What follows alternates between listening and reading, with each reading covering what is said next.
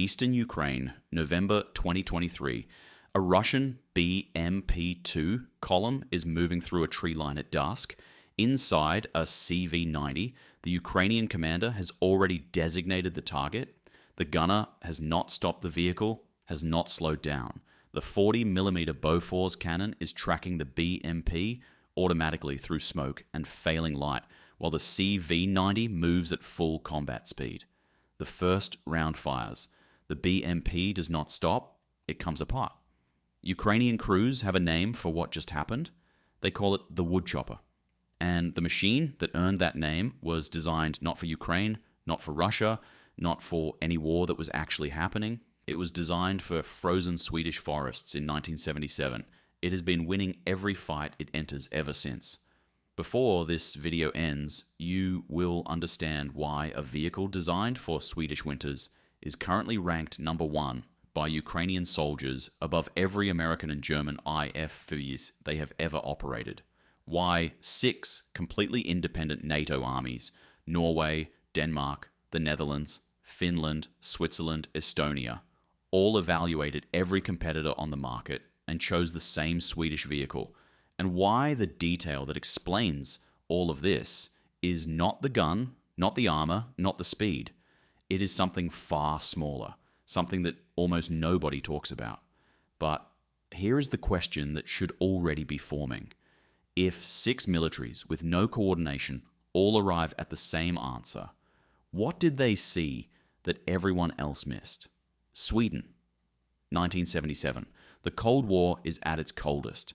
Sweden is officially neutral, but look at a map, a long peninsula pointing directly at the Soviet Baltic Fleet. If the Soviets moved, Sweden was in the path. The Swedish Defense Department issues a requirement.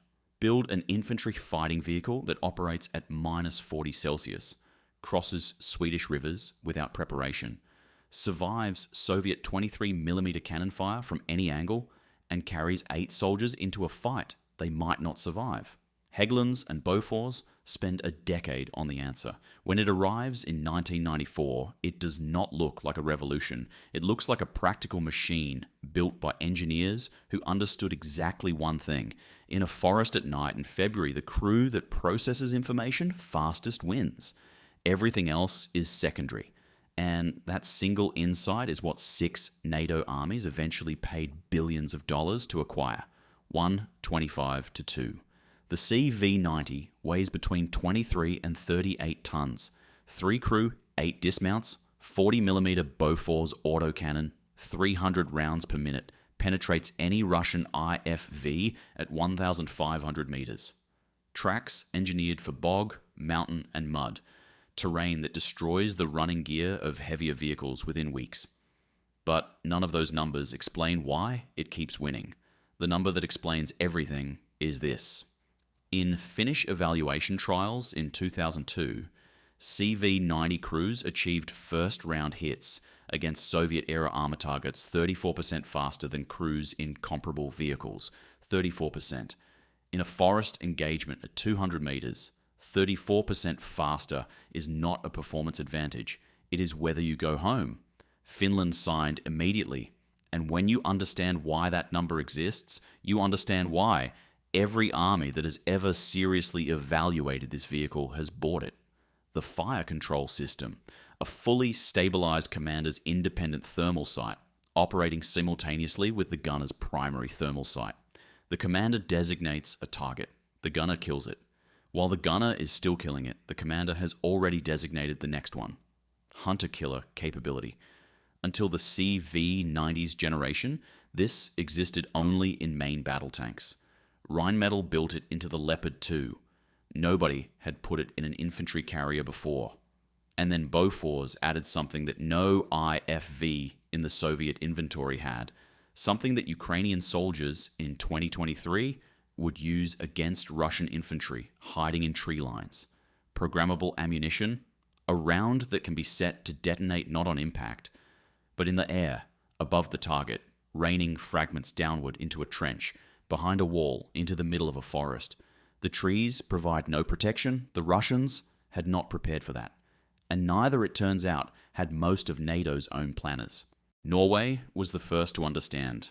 1994. The Royal Norwegian Army runs the most rigorous IFV evaluation in NATO history.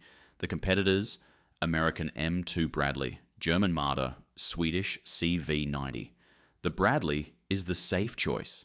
American, politically easy, combat proven in Desert Storm 3 years earlier. The Marder has decades of Bundeswehr service. The CV90 has no combat record and no political weight. The Norwegian evaluation team does not care about any of that. They care about one exercise, a 30-day simulated operation in Norwegian terrain. At the end of it, the CV90's maintenance burden is 40% lower than the Bradley. Its crew engagement times are faster in every scenario. Norway signs for 104 vehicles. The decision sends a signal across NATO. Denmark notices. The Netherlands notices. Finland is already watching. But nobody is watching more carefully than the Swiss. Switzerland has not fought a war in 500 years.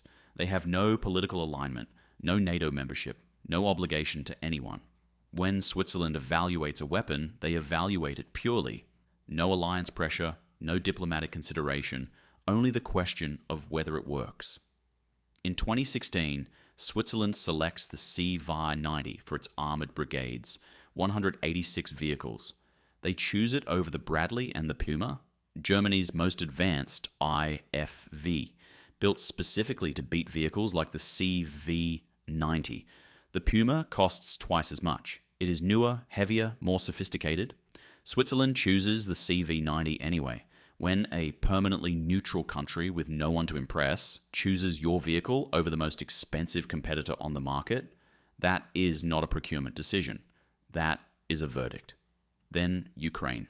Sweden delivers 51 CV9040C vehicles to the 21st Mechanized Infantry Brigade in early 2023. The 21st deploys them to Bakhmut and Kupiansk, the most intense armored combat of the entire war. 6 months later, Ukrainian crews are surveyed. They rank the CV91st among every Western IFV they have operated. Above the Bradley, above the Marder, above everything. Their complaints are minimal. The vehicle is large, hard to conceal in open terrain. Their praise is the same from every crew. The fire control system works. The commander always knows where the threat is. The gun always hits. 3 sentences. 30 years of Swedish engineering compressed into 3 sentences by soldiers who had no choice but to find out if it was true. It was true. Here is what Ukraine discovered that the evaluation reports could not capture. In a real engagement, not a trial, not a simulation, but a forest outside Kupiansk at dusk with Russian armor closing, the CV90's advantage is not the gun. The gun is a consequence. The advantage is the 11 seconds between the commander seeing the target and the round leaving the barrel. 11 seconds in a vehicle moving at combat speed in failing light with electronic countermeasures active. The Bradley takes longer. The Marder takes longer. Russian BMP crews operating Soviet-era fire control systems take far longer. Those extra seconds are not a statistic. They are the reason Ukrainian crews who drove into the same engagement as Russian armored crews drove out of it. The CV90 Mark IV, the current production variant, carries the Iron Fist active protection system.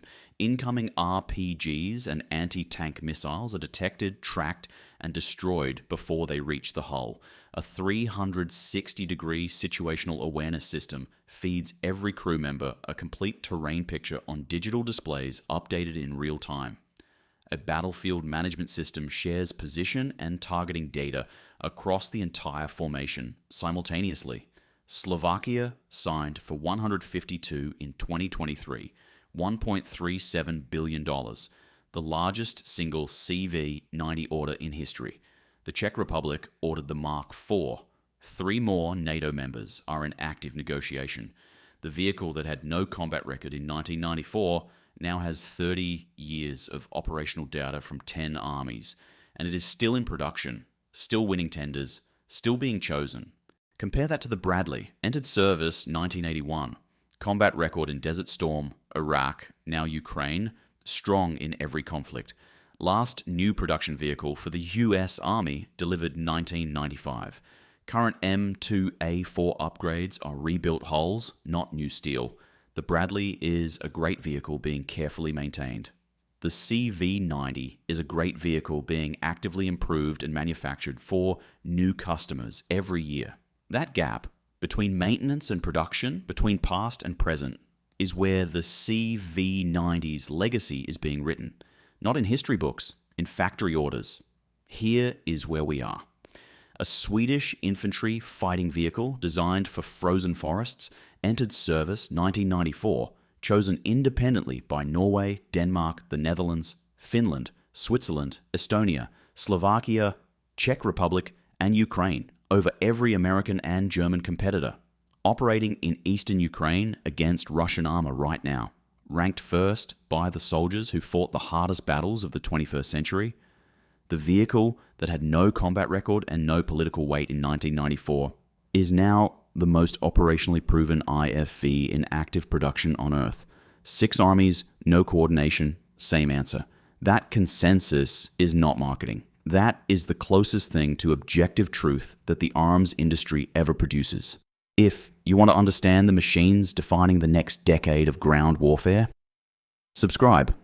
Next week, the vehicle Germany built specifically to beat the CV90, why it costs twice as much, and why Switzerland still chose Sweden.